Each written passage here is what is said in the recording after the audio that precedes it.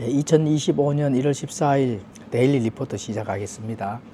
내일 또 이 새벽에 공수처에서 윤석열 대통령을 체포하러 간다는 뉴스를 접했는데 이런 이 반국가 세력들을 빨리 일망타진하고 국가 재건에 참 힘써야 되는데 그래도 아직까지 많은 이 애국 시민들 또 2030 이 세대들이 일어나서 소리 없는 전쟁 또 총칼 전쟁이 아니라 이 체제 전쟁, 이념 전쟁, 공산주의, 사회주의 이 종북 세력들과 지금 이 전쟁을 싸우고 있는데 반드시 승리하여서 이 반국가 세력들을 물리치고 정말 이 하나님의 가치의 나라가 바로 설 수 있는 그런 나라로 다시 재건하였으면 합니다. 아직까지도 정교 분리라는 그런 하나님의 가치와 맞지 않는 이론으로 아직까지 침묵하시는 기독교인들 또 침묵하시는 목사들이 많습니다.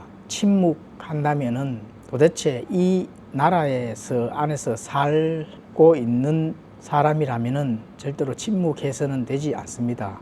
목소리를 내고 한 목소리를 내고 이 반국가 지금 전쟁이 나서 싸우고 나라가 흥망성쇠에 달려있는 이 시점에 참여하지 않고 침묵을 한다면은 그것도 반국가 세력들을 도움을 준다 이렇게 생각을 할 수밖에 없습니다. 한 목소리라도 이 나라를 생각해서 목소리를 내고 또 이 전쟁에 참여하여서 온 애국 시민들과 함께 이 나라를 지키는데 한 목소리를 내야 된다 이렇게 생각을 합니다.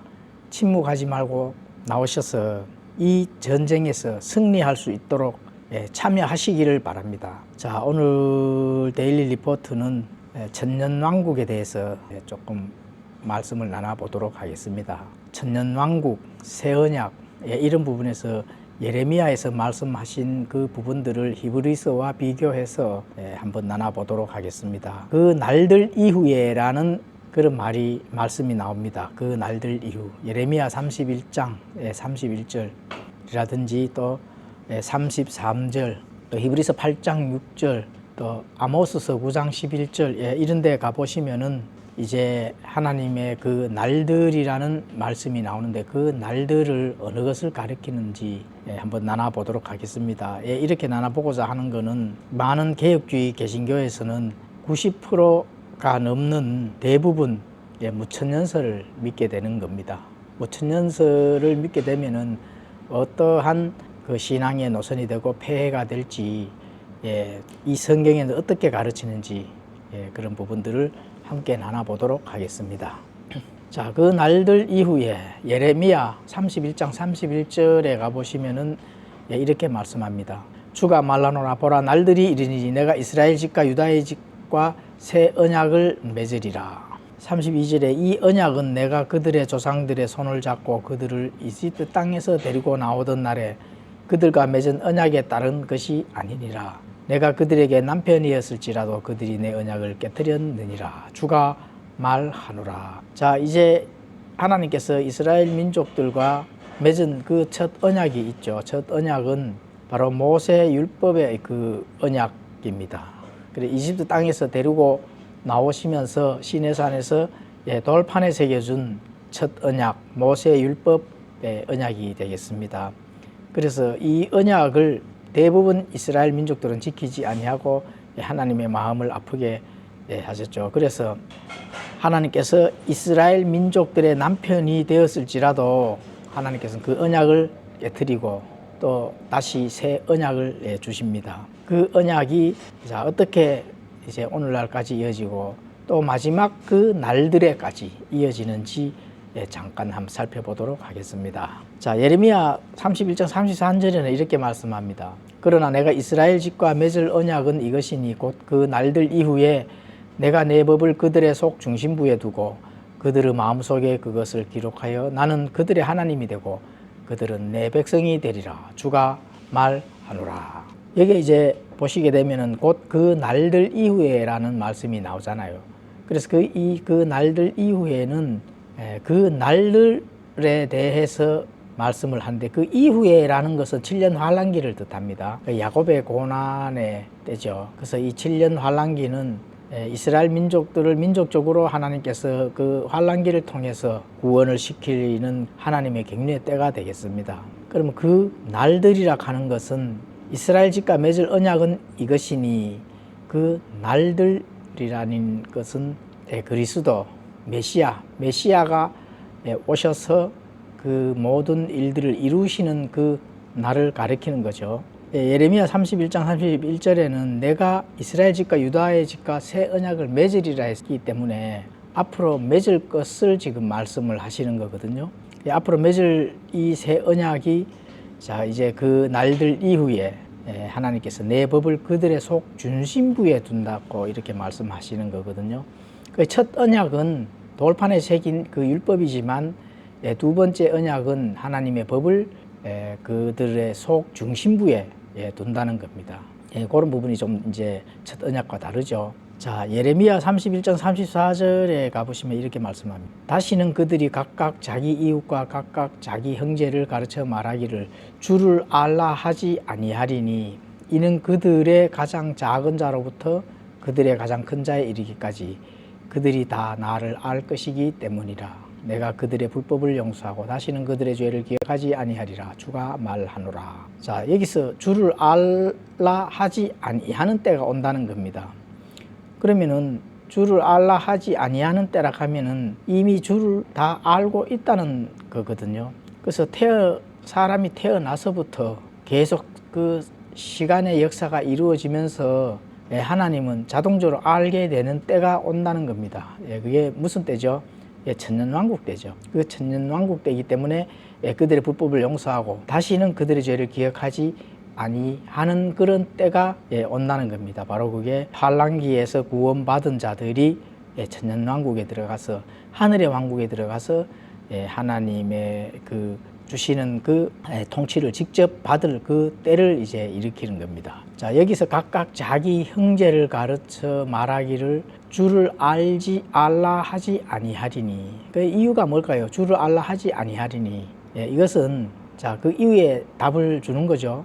가장 작은 자로부터 그들의 가장 큰 자에 이르기까지 그들이 다 나를 알 것이기 때문이다. 이렇게 이제 말씀. 이렇게 가장 작은 자들부터 큰 자까지 뭐 공부를 따로 하지 아니하고 설교를 따로 듣지 아니하여도 다 안다는 얘기거든요. 그 말씀을 가리키는 거기 때문에 이제 너희들이 알려고 하지 아니하여도 알게 되는 때, 그렇죠.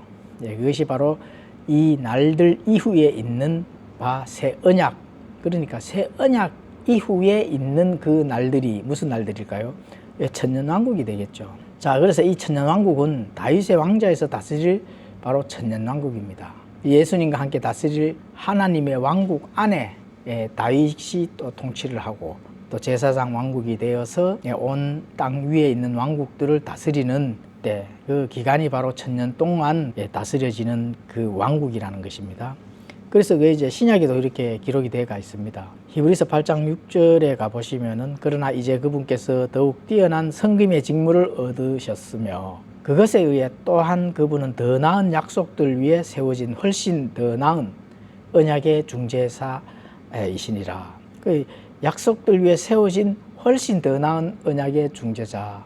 이미 약속을 줬지만은 그 약속들 위에서 세워진 훨씬 더 나은 그 약속이죠. 그 언약의 중재자는 뭐 당연히 예수님이 되시는데 그 첫 언약과 비교가 되지 않을 그래 하나님의 긍휼과 은혜와 이러한 것들을 듬뿍 받을 수 있는 그런 시기 때라는 것입니다. 자, 아모스 9장 11절에 가보시면은 그날에 내가 다윗의 쓰러진 장막을 일으켜 세우고 그것에 무너진 곳을 막으며 내가 그의 허물어진 것들을 일으켜 세우고 내가 그것을 옛날과 같이 건축하리니.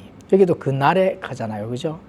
그날에 내가 다윗의 쓰러진 장막을 일으켜 세운다. 이것은 자 실제로 이스라엘이 제사장 왕국이 되어서 통치될 무슨 왕국이요? 천년왕국이 되겠습니다. 천년왕국.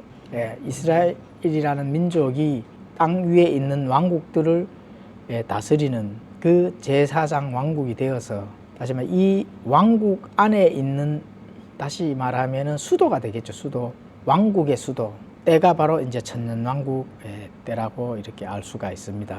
십자가 이후에 새 언약이 되는 하나님께서 계획하신 두 가지 은혜가 있습니다. 그 이제 하나님께서 사람들에게 주는 두 가지 은혜. 그 두 가지 은혜는 자, 먼저 이 은혜는 받기는 받는데 받을 자격이 없어요. 받을 자격이 없는데 하나님의 용서와 호의와 축복을 자격이 없는데 그저 받는 겁니다. 그게 은혜거든요. 그 두 가지는 자, 이스라엘 민족이 제사장 왕국이 되어서 통치할 그 왕국, 이 땅에서 물리적으로 세워지는 그 왕국이 되겠죠.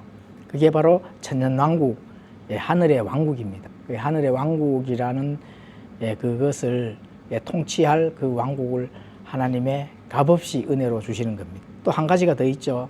왕가의 제사장으로서 예수님과 함께 통치할 하나님의 왕국이 주어지는 겁니다. 그래서 두 가지는 하늘의 왕국과 하나님의 왕국이라는 걸 두 가지를 앞으로 하나님께서 은혜로 값없이 우리에게 주시는 겁니다. 그래 값없이 주시는 그 이 두 가지를 성경 기록에 다 잘 나타나 있습니다. 결국은 하늘의 왕국과 하나님의 왕국이 되겠습니다. 자, 하늘의 왕국과 하나님의 왕국은 과거에도 많은 공부를 나누었는데 또 앞으로 다시 한번 자세하게 나누어 보도록 하고 오늘은 천년왕국에 대해서 개혁주의 개신교에서는 무천년설 천년왕국이 없는 걸로 가르치기 때문에 그런 것 때문에 이 성경대로 믿는다면은 이 문맥은 천년왕국이 있다 하는 사실을 증명해 주는 문맥이기 때문에 그런 걸로 지금 나누도록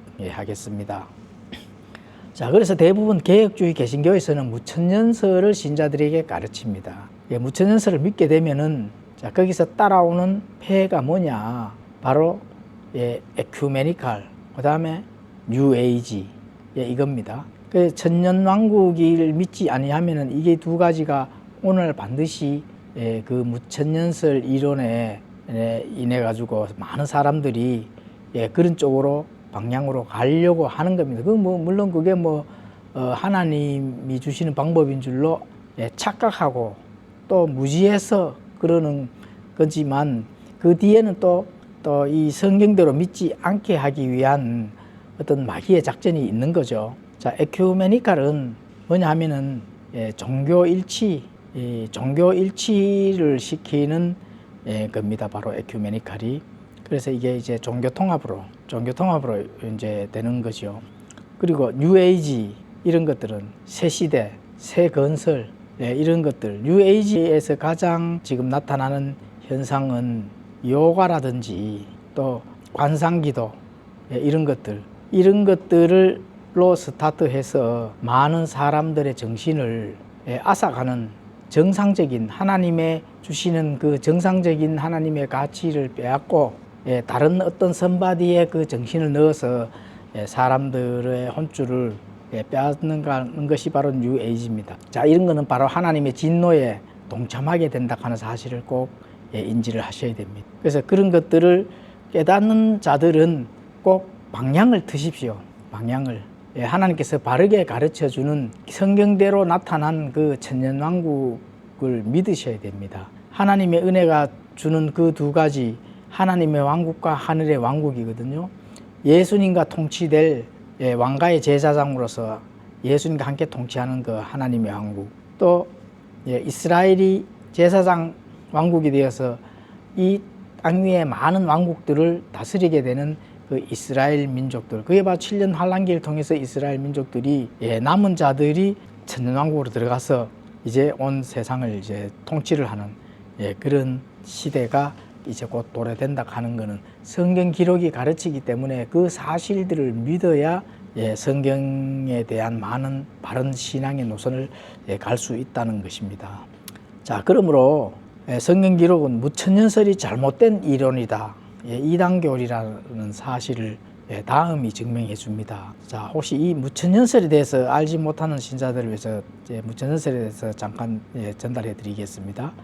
무천년설은 성경의 천년이라는 그 숫자를 통해서 통치하는 그 천년은 상징수이며 예수님의 십자가 이후에 지금까지가 지나가는 것이 천년이다.